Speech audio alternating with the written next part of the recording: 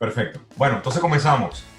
Te doy un abrazo, Luis Vicente, muchísimas gracias. Como muy breve introducción, bueno, Luis Vicente es un rostro súper conocido, un hombre muy mediático, un hombre que además ha estado en algunos de las coyunturas más complejas de Venezuela en años recientes, siempre con el análisis muy bien sustentado en los estudios científicos, pues los sondeos que tú con Data Analysis nos ha mostrado a todos los venezolanos. Es un honor tenerte entonces en esta conversación. En esta oportunidad quiero llevarte un poco a otro terreno que no es el que yo más te haya escuchado, que es conversar un poco sobre arte, música, cultura, percepciones de la gente en torno a un tema bien espinoso, bien complejo, que es el petróleo. Los Desordenados, como ya tú lo sabes, porque hace unos días te mandé la canción, vamos a lanzar un tema que se llama No me engañan más. Y esa canción comienza con una afirmación que hemos escuchado durante, no sé, toda la vida, ¿no? Esto de que el petróleo es nuestro. Pero luego de esa afirmación viene la pregunta, ¿el petróleo es nuestro? ¿Cómo lo ves tú? Bien, bueno, primero que todo, encantadísimo estar aquí y además felicitarlos por ese lanzamiento. Además, es un tema que es absolutamente relevante para la realidad venezolana, no solamente en el plano económico, que es como lo obvio, sino también en el plano político, social, artístico, etcétera, porque el petróleo ha definido de alguna manera, y yo diría de una mala manera, lo que somos como país, con lo que es Venezuela. Pero arranco alrededor de tu pregunta con dos datos absolutamente nuevos para nosotros, apenas de las encuestas del mes de enero del año 2020, cuando tratamos de preguntarle a la población precisamente si sentía todavía que el petróleo es nuestro. Después de tantos años de ese, bueno, de esa expresión, de esa promesa que de alguna manera ha marcado su vida, todavía, en efecto, una parte muy importante de los venezolanos cree que el petróleo es nuestro. 72% de los venezolanos sienten que eso que está ahí en el subsuelo es nuestra propiedad. Además, lo sienten como parte, como su derecho. Y es normal, porque fueron criados alrededor de esa idea. Es lo primero prácticamente que te enseñan cuando estás en el colegio. O sea, además de que el país es bello, de que las mujeres son bellas, el petróleo no.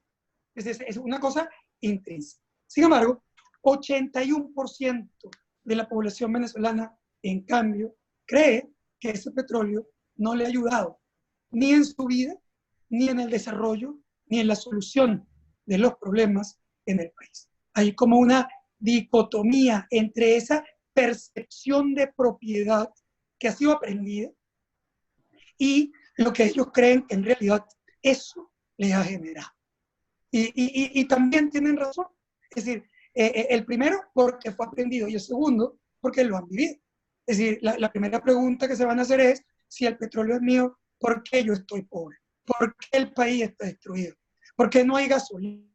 ¿Y por qué yo no he podido generar mis procesos de desarrollo? Ahí arranca quizás para mí el gran problema. Porque si bien es cierto, estas cosas están en la mente de la población, esconden un montón de problemas reales en nuestra historia de desarrollo alrededor de la aparición del petróleo en Venezuela. Si tú, digamos, preguntabas hace unos años, oye, si yo te digo Venezuela, ¿qué es lo primero que te viene a la mente?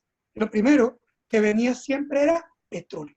El petróleo concentró todo en el país. Concentró todo significa que en realidad éramos definidos por el petróleo. Nos conocían en el mundo por ser un país petrolero, pero además petróleo en un sentido de riqueza, de bienestar, de bonanza, de posibilidad de construir. E incluso el país tiene una especie de dualismo económico, que es el petróleo y todo lo demás.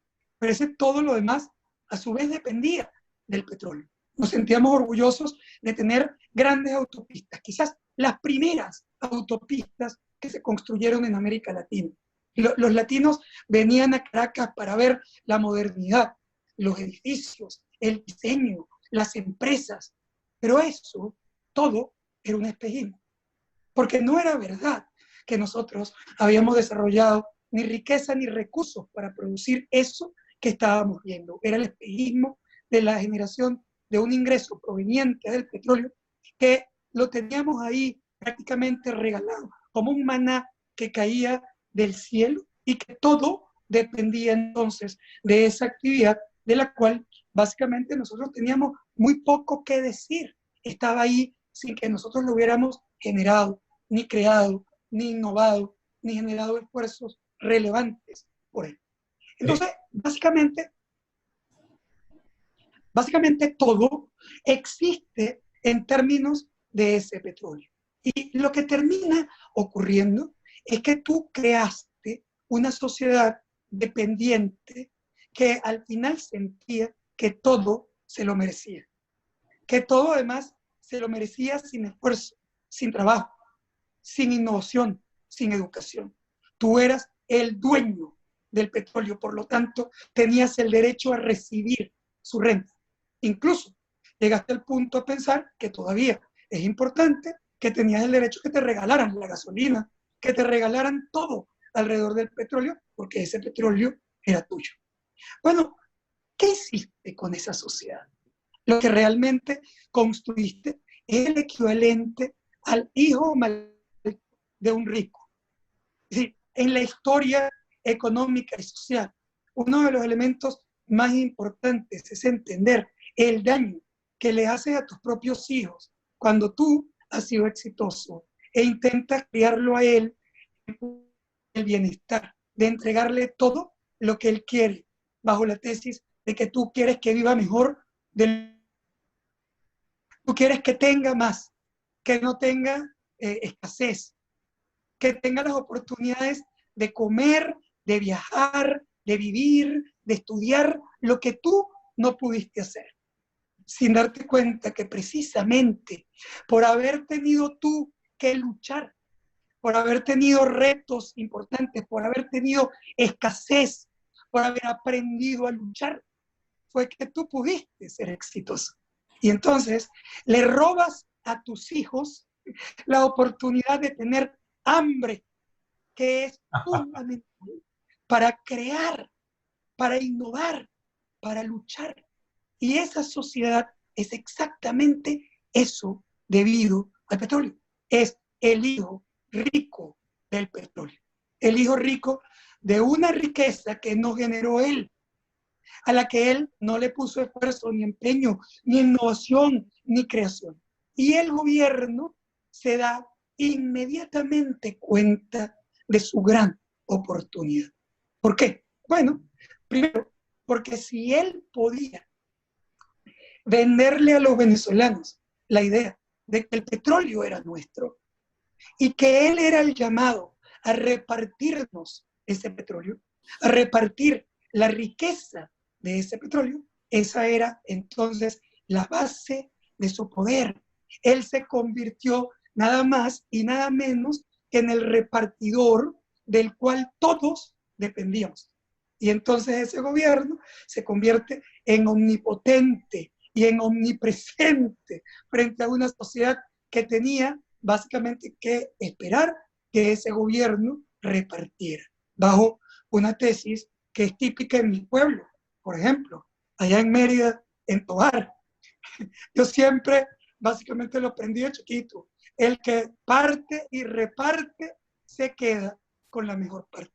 Claro. Y entonces, claro, cuando tú miras el sentimiento, era un sentimiento que se generaba entre una sociedad que permitió que los que controlaban el poder, que el gobierno repartidor se aprovechara de él, se enriqueciera, se generaran todos los procesos de corrupción, de enriquecimiento ilícito, de fortunas gigantes, absolutamente monumentales alrededor del manejo de ese recurso, que en teoría era tuyo, pero que en realidad él repartida.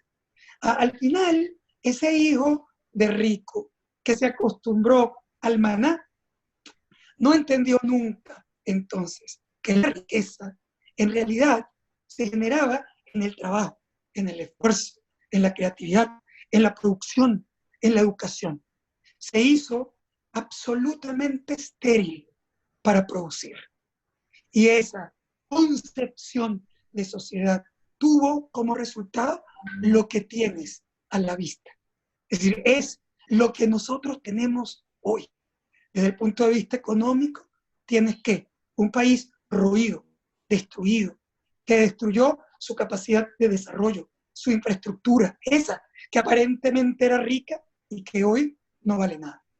Que además nos dejó básicamente una sociedad dependiente e incapaz de reconstruirse, que no sabe cómo enfrentar su propia pobreza, porque nunca generó la riqueza. Y hoy, cuando el petróleo ya no le ayuda, porque no vale nada, cuando pasan días en que el precio de ese petróleo es negativo y los productores básicamente han tenido prácticamente que pagar para que reciban su producto y se lo almacenen en otro lado para no perder su capacidad de producción, nos encontramos con un país como hijo de rico que no sabe cómo salir de ahí, porque nunca construyó su propia riqueza. En definitiva, el tema fue que ese empobrecimiento que generó el propio petróleo reforzó nuestro drama. Porque como terminamos otra vez empobrecidos, la respuesta lamentable del país no fue cambiar a la búsqueda de su realidad, a la búsqueda de su generación de valor, sino que oyó los cantos de sirenas populistas de otros actores que vinieron teóricamente a qué. Es decir, no vinieron a decirnos que nos habíamos equivocado con el petróleo, que el petróleo no era verdad, que no era la riqueza ni la solución. No, vinieron a decirnos que los otros eran malos porque nos robaron el petróleo que era nuestro y que ellos venían a repartirnos mejor el petróleo. Es decir, vinieron a amplificar lo que ya nos había destruido como economía, como sociedad y como país. Y eso fue exactamente lo que lograron, amplificar el problema alrededor del populismo que generó una esperanza que hoy está muerta y marchita, con una gran cantidad de la población que quiere cambio político, pero que lamentablemente todavía no logra entender que además del populista está ese concepto metido en su mente de que él no tiene que hacer lo que tiene que hacer, trabajar y esforzarse para resolver el problema. Quizás cierro esta reflexión diciendo que cuando tú tienes entonces frente a ti un país que ante el populismo se destruye, pero además al destruirse deja, digamos, atrás un petróleo que ya no da, pero un montón de repartidores de petróleo que pueden considerarse probablemente de los hombres más ricos del mundo, aunque muchos de ellos bastante perseguidos, aislados y sancionados. Es decir, sin embargo, ese país te podrías preguntar, oye, ¿no es terrible lo que ocurrió? Casi que podríamos decir que nosotros no tenemos hoy un país. Tienes un terraplén para caimaneras. Es decir, no es un país, es un terraplén. Y además, donde todo el mundo intenta jugar caimaneras porque no conoce ni las reglas, ni tiene los guantes, ni los bates, ni las pelotas de ley. Y uno podría decir, wow, esto es terrible y ya no da más. Y sin embargo, quiero cerrar al revés, Horacio, pensando que precisamente aquí podría estar en realidad nuestra oportunidad. Porque finalmente, a pesar de que la gente sienta todavía que ese petróleo es nuestro, lo que empieza a sentir es que ya no le ayuda a resolver su problema. Empieza a entender que para poder resolver su problema tiene que salir a currar, a trabajar, a generar valor, a educarse. Incluso ahora, en el medio de esta pandemia, de estos problemas de aislamiento, hemos empezado a ver cómo la gente empieza a reinventarse. Y reinventarse, ¿por qué? Porque se da cuenta que en este momento, no solo en Venezuela, sino en todo el mundo, lo que viene ahora es distinto a lo que hubo. Y esto es un mundo diferente, con reglas de juego distintas, donde lo que te sirvió en el pasado probablemente no te va a servir en el futuro, donde tienes que reinventarte. Y entonces, a lo mejor, estamos frente a darnos cuenta de que vale la pena quizás pasar la página y empezar de nuevo. Y entonces, pasar la página puede ser pasar la página del petróleo y abrir un nuevo capítulo en nuestra vida, que es la de generar riqueza, valor, educación, innovación, creación, esfuerzo. Y eso puede ser el gran aprendizaje de la Venezuela hacia el futuro. Por eso yo diría que es importantísimo y oportuno lo que ustedes han hecho en este momento, que no es más que invitar a que la gente pueda. Algunos buscan que grite, otros buscan que piense y otros buscan que cante, pero cantar es pensar, es actuar y es luchar. ¿Y es por qué? Bueno, que te grite, que te canten, no me engañes más, no me engañas más acá. Es decir, ya no es posible volver a creerte otra vez sobre eso que evidentemente fracasó. Y entonces abramos la mente para crear que solamente te vas a salvar con lo que tú mismo seas capaz de hacer. Mira, has tenido una respuesta y una reflexión, pues en esta respuesta tan completa que casi no me dejas ningún intersticio para decir nada. Yo tenía en la mente recordar un poco, bueno, que venimos de aquella inmortal reflexión de Arturo Uslar con el sembrar el petróleo, que bueno, en su momento fue una reflexión que trajo a la mente, sacudió a muchos, pero no al estamento económico político del país que siguió por esa senda. Ya sabemos muy bien todo lo que pasó luego de la nacionalización con Carlos Andrés I, y bueno, ni hablar de lo que ha pasado en los últimos años con este uso ultra populista del commodity como una promesa. Tú lo explicaste perfectamente. Y bueno, también respondiste muy bien otra pregunta que yo tenía en la cabeza, que era cómo sentías tú el clima cultural para abordar temas como este, ¿no? Que pueden ser incómodos para algunos, pero creo que al final del día muchos nos podemos sentir conectados con esto que dice, o sea, no me vengas con ese cuento que el petróleo es mío, porque a mí no me llega nada. Y es más, menos mal que no me llega nada para incentivarme a exponenciar mis potencialidades, ¿no? Así que buenísimo todo lo que has dicho, Luis Vicente, muchas gracias. No, gracias a ti por la invitación y mucha suerte por la canción. Un abrazote, muchas gracias, hasta pronto. Hasta luego.